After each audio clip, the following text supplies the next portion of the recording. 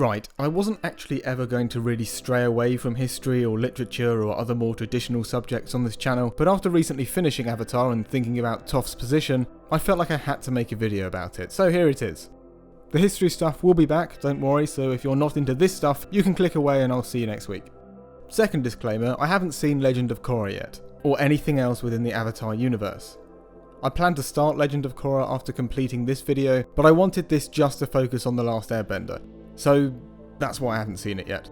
Also, naturally, spoiler warning for the whole series. If you're watching this and you haven't seen Avatar The Last Airbender, not sure why you would be, but just in case, I wouldn't recommend carrying on. The show's really good, and well worth a watch no matter how slowly you want to watch through it, and I wouldn't want to spoil any of it here. Anyway, let's get on with the video. Part of what makes the characters so rich in Avatar is how they're defined by more than just their own actions. They all influence the actions of the rest of the group. They support themselves and each other both within the world and as dynamic characters. Toph is the perfect addition to the already successful group dynamic of Aang, Katara and Sokka. All of them are of course still powerful characters in their own right. The first time we see Toph properly is in The Blind Bandit, and it's not immediately clear what her future role will be. You'd be forgiven for thinking she would only stick around for a few episodes. During Book 1, the waterbending teacher that Aang found was Parku, and while Katara eventually filled this role to continue teaching Aang after they left for the Earth Kingdom, Parku still fit the role of who's going to be Aang's bending teacher for this season. But with Toph, she's clearly more than suited for being a member of the team. Even the first time the four of them are together, we get a lovely sweep of all four of them being themselves. What are you doing here, Twinkle Toes? How'd you know it was me? Don't answer to Twinkle Toes, it's not manly. You're the one whose bag matches his belt. After their first couple of difficult meetings, Toph warms up to the team a little more, eventually saving Aang and escaping from her parents with them. From what she says about her own life and what she wants throughout the episode, it's clear that she wants the kind of life that Aang, Sokka and Katara have, and this influences how she fits into the team to begin with. She yearns for freedom, but goes too far and mistakes that want for individual freedom. The others all join together through necessity, leaving their home a little less willingly than Toph, and knowing that they still had a tough road ahead of them. You can see how much Toph wants to get away from being guarded and carted around all her life, and so just resorts to acting like she's in it alone, because she doesn't really know how to act with this new freedom. It's only after she runs into Iroh that she realises what she really wants. She thinks help from others is a weakness, and that to prove that she's strong, that her blindness doesn't rule her life, she needs to do everything alone. That's why she reacts like this when Iroh gives her tea. I know what you're thinking. I look like I can't handle being by myself. I wasn't thinking that. You wouldn't even let me pour my own cup of tea. I poured your tea because I wanted to, and for no other reason. People see me and think I'm weak. They want to take care of me, but I can take care of myself by myself. You sound like my nephew. Always thinking you need to do things on your own without anyone's support. There is nothing wrong with letting people who love you help you. When Iroh's talking to her, she draws parallels between herself and Zuko, and realises that Iroh following Zuko isn't a bad thing. Iroh helps her realise that whether she needs people or not, it's nice having those who care for her around her. She realises that it wasn't alone that she wanted, it was to experience more freedom and the world, and to do that with her new friends would be even more of a pleasure. Watching Toph learn how to teach Aang later on in Bitter Work, and actually taking advice from Katara, is a sign of how quickly she's positively adapting to this new lifestyle. She sees that her approach isn't taking Aang all the way, and sees that his self-confidence is damaged, and accepts there's a better way to do it. Katara brings this out in Toph's character, and in return, Katara's answers to Toph's struggles show how good of a teacher Katara actually is, and how much time she's spent teaching Aang. In this same episode, Toph's tough teaching approach brings out Aang's recurring self-doubts to the surface, showing more of his character in a flaw that will last until the last season. As for Toph and Sokka, well, they only interact twice this episode. Sorry, snoozles. We'll do our earthbending as quietly as we can.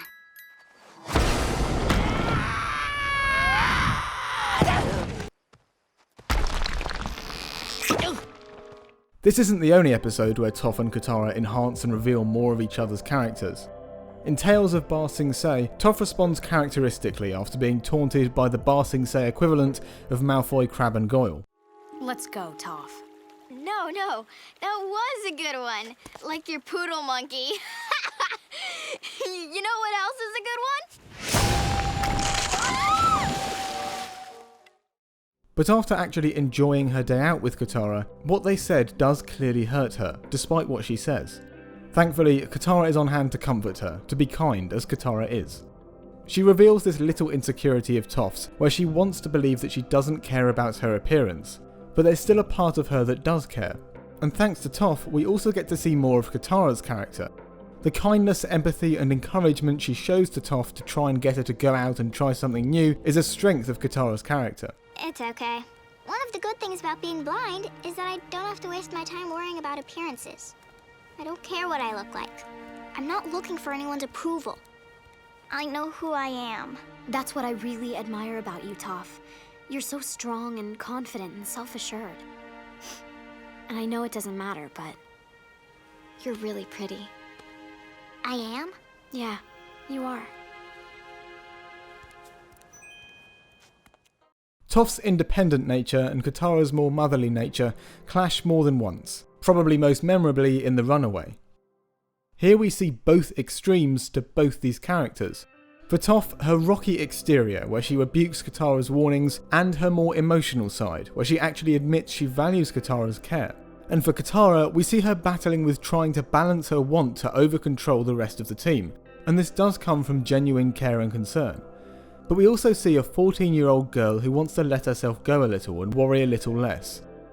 That rebellious side of Toph is infectiously tempting, and Katara just wants to actually have some fun with her friend. She doesn't just want to be the mother of the group. But on the flip side, Katara's emotional, caring nature is also tempting for Toph, who spends too much of her time trying to pretend her emotions don't exist. Being with Katara like this alleviates all of that. One of Toph's more tragic moments is in the library. When the team gets to the library, Toph doesn't particularly want to go in, for obvious reasons. Well, you'd think. Katara. You've got something against libraries? I've held books before, and I gotta tell you, they don't exactly do it for me. Oh, right. Sorry. She stays outside with Appa in what kinda seems like it's going to be one of those two characters who we think don't really like each other have to spend time together and get to know each other bits. But there's not too much of that, and instead, Toph and Appa just cordially wait for the others. Then the library starts sinking, and when Toph's trying to single-handedly save everyone by stopping it sinking, Appa gets attacked by the Sandbenders.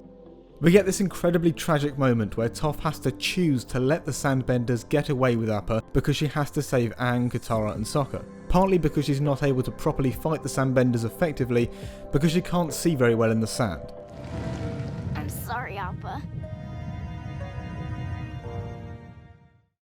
She's clearly very hurt by this, as she's far less confrontational than she usually is when Aang blames her in the next episode. Anyway, let's get to the main point. So Toph brings out character from the others, as they all do. What gives her the edge? What gives me the right to put the perfect addition to the team in the title? Well, Toph's blind. Now, I know that seems obvious, not that Team Avatar ever seems to remember. Ow! Sorry. It looks just like him to me. Thank you, I worked really... Why do you feel the need to do that? What's this? I don't know! I mean, seriously, what's with you people? I'm blind! So she's blind. She's also incredibly powerful. She's the most powerful Earthbender in the series, and one of the most powerful characters on the show. But because she's blind and relies mostly on earthbending to see, she's pretty much powerless when she's not on the ground, or metal later. It's in the library where we first see this in action, although less than we do later, as she still knows what's going on and is able to save the rest of the team inside the library, trying to run from whatever the hell that is. Later on in The Serpent's Pass, we see this to a larger extent, where Toph spends a lot of the episode, as usual, being an important member of the team. I mean, imagine what the episode would have been like if this guy just died.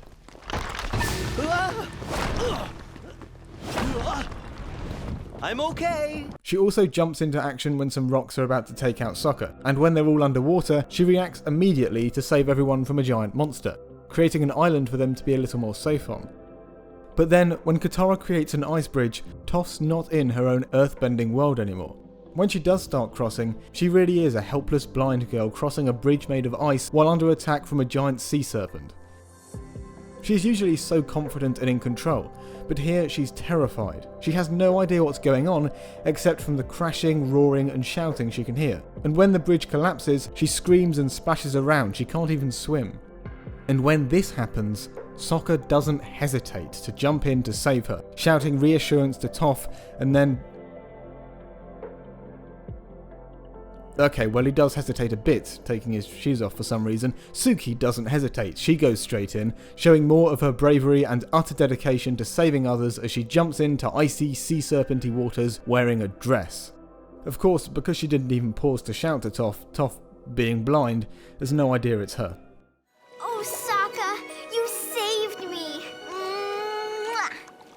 Actually, it's me. Oh, well, you can go ahead and let me drown now. The best example of Toph's power duality and how that allows the team to show their integrity and total devotion to protect each other is in Sozin's Comet. One minute she's absolutely bossing her way through the whole bridge on one of the airships, and the next minute she can't do anything because there's no metal or earth, and here she's totally in Sokka's hands. Well, almost totally. Sokka immediately takes Toph by the hand, and Toph is totally reliant on him to guide her through the chaos. This isn't the first time Sokka has unhesitatingly sought to keep Toph safe when she's more vulnerable. Just get out of here! Run! He's fully aware that she can usually take care of herself, but also knows there are some times where she can't, and he seems to always be on the lookout for these moments where Toph's going to need his hand, because that's who Sokka is, he looks out for everyone. It's a trait they all share, they all look out for each other, and Toph's power duality means that most of the time she's able to look out for the others too. Because of all of this, it allows the characters around Toph to both react to an incredibly powerful character and an incredibly vulnerable one that needs their help. Think what it must be like in this moment for Toph, for her character, as she's got this one lifeline to cling on to, she's totally in his hands.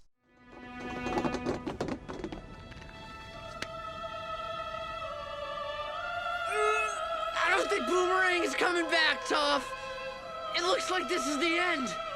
This is one of the most emotional moments in the show, because Sokka is so desperately trying to keep them both alive, with what feels like the end of the world around them, and it's just these two characters, these two people, clinging on. Thank God Suki can fly an airship with just the rudder. I don't want to neglect to mention the self-supporting aspects of Toph's character either. Like I said, they're all powerful characters in their own right, and Toph is certainly no exception. But I don't want to talk about her as an individual too much, because this video is about how Toph acts as the perfect addition to the team because of her wildly varying vulnerability. One thing that I will mention, however, is that Toph is surprisingly clever for an earthbender. Not that all earthbenders are idiots or anything, but their power usually relies on strong stance and a determined form, but Toph's intelligence is why she's the greatest earthbender. Back in The Blind Bandit, when she's fighting the earthbending wrestling manager Jin Fu, he launches all these high-effort attacks at her, and you're expecting her to block them one by one, but she just puts up a wall and patiently waits for the opportunity for her to attack.